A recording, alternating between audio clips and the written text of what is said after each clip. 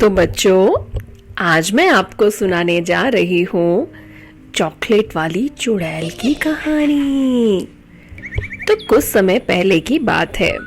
विभू नाम का बच्चा अपने मम्मी पापा के साथ मंगलपुर नाम के एक छोटे से शहर में रहता था। विभू बहुत ही बहादुर बच्चा था और उसके बहुत सारे दोस्त थे जिन्हें वो बहुत प्यार करता था। एक सुबह जब विभू सोकर उठता है तो देखता है कि उसके मम्मी पापा कुछ परेशान हैं और टीवी पर न्यूज़ चल रही है। पिछले 2 हफ्तों में 7 बच्चे अचानक से लापता हो गए हैं। सारे केस में एक बात जो चौंकाने वाली है वो ये कि बच्चे शाम को ही गायब हुए हैं। पुलिस मामले की जांच कर रही है। तब तक शहर के माता पिता से अनुरोध है कि बच्चों को अकेला बाहर ना भेजें। विभू के पापा विभू से न्यूज़ सुन करके कहते हैं, विभू, आप बहुत अच्छे बच्चे हो। आप अकेले कहीं मत जाना। जहाँ भी जाना मम्मी के साथ जाना। आपने सुना ना, शहर में बच्चे गायब हो रहे हैं। ओके पापा, लेकिन पापा ये हर बार बच्चे शाम को ही गायब क्यों हो रहे हैं? कहीं इसके पीछे कोई रहस्य तो नहीं? पुलिस जल्द ही पता लगाएगी बेटा।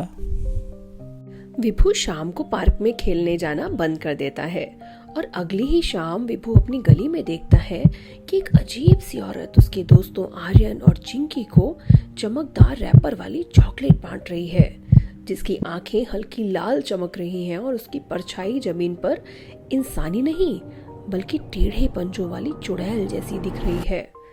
मेरे प्यारे प्यारे बच्चों, ये लो, ये जादुई चॉकलेट है। खाओगे तो होशियार और ताकतवर बन जाओगे।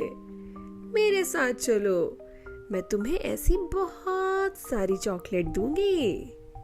बच्चे चॉकलेट खाते हैं और उस औरत के साथ चल देते हैं। विभू ये सब देख रहा होता है और उसे समझ में आ जाता है कि कुछ तो गड़बड़ है। ये औरत कोई साधारण इंसान नहीं है। विभू हिम्मत करके उस औरत का पीछा करता है। वो औरत उसे शहर के बाहर पुरानी एक टूटी हुई इमारत तक ले जाती है। अंदर से धीमे धीमे बच्चों की रोने की आवाज आती है तो विभू खिड़की से अंदर झांकता है। ये क्या? ये तो वही जगह है जहाँ सारे बच्चे कैद हैं। अंदर जाते ही वो औरत अपने असली रूप में आ जाती है, चुड़ैल के रूप में। लंबे बिखरे बाल और डरावना चेहरा। वो एक भयानक हंसी हंसती है। हा हा हा, तुम्हारी मासूम हंसी और डर ही मेरी ताकत है। हर चॉकलेट तुम्हारी आत्मा का एक टुकड़ा ले लेती है और मेरी ताकत बढ़ाती है। हा हा हा। तभी विभू को दीवार पर टंगी एक पुरानी डायरी दिखती है। उसमें लिखा होता है, मैं कभी साधारण महिला थी, बच्चों से बहुत प्यार करती थी, लेकिन जिंदगी ने धोखे से मुझसे मेरा बच्चा छीन लिया और मुझे दर्द के अंधकार में ढकेल दिया। अब मेरी जिंदगी का सहारा बच्चों की ऊर्जा ही है। विभू मन में सोचता है, मतलब ये पूरी तरह बुरी नहीं है। ये दुख और बदले की वजह से चुड़ैल बनी है। वो बच्चों को छुड़ाने के लिए चुड़ैल के सामने आ जाता है और जोर से बोलता है, सुनो, इन बच्चों को छोड़ दो। तुम्हें अमरता नहीं, मुक्ति चाहिए। चुड़ैल गुस्से में बोलती है, चुप रहे।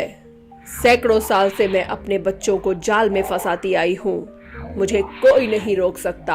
हा हा हा। विभू चुड़ैल को डायरी दिखाकर कहता है, तुम्हें याद है तुम कभी बच्चों से प्यार करती थी? क्या तुम चाहोगी कि सब तुम्हें राक्षस के रूप में याद करे या माँ के रूप में? माँ का शब्द सुनते ही उस चुड़ैल को अपने बच्चे की याद आ जाती है और उसके चेहरे पर आंसू गिरने लगते हैं। वो धीरे से कांपती हुई आवाज में कहती है, मैं थक चुकी हूँ। शायद अब सचमुच मुक्ति का समय है। धन्यवाद बच्चे, तुमने मुझे याद दिलाया कि मैं कौन थी। इतना कहकर चुड़ैल बच्चों को छोड़ देती है, हाथ उठाती है और एक मंत्र पढ़ती है। उसका शरीर धुएं में बदल जाता है और आसमान की ओर उड़ जाता है। सारे बच्चे आजाद होकर विभू को गले लगाते हैं और सुरक्षित अपने घरों में पहुंच जाते हैं। पुलिस और सारे बच्चों के माता पिता बहुत खुश होते हैं। सरकार की तरफ से बिभू को पुरस्कार भी दिया जाता है। तो बच्चों, आज की इस कहानी से हमें क्या सीख मिलती है? ये कि कभी भी किसी अजनबी से कुछ नहीं लेना चाहिए, फिर चाहे वो आपकी फेवरेट चीज ही क्यों ना हो, क्योंकि सुरक्षा ही सबसे बड़ी जिम्मेदारी होती है।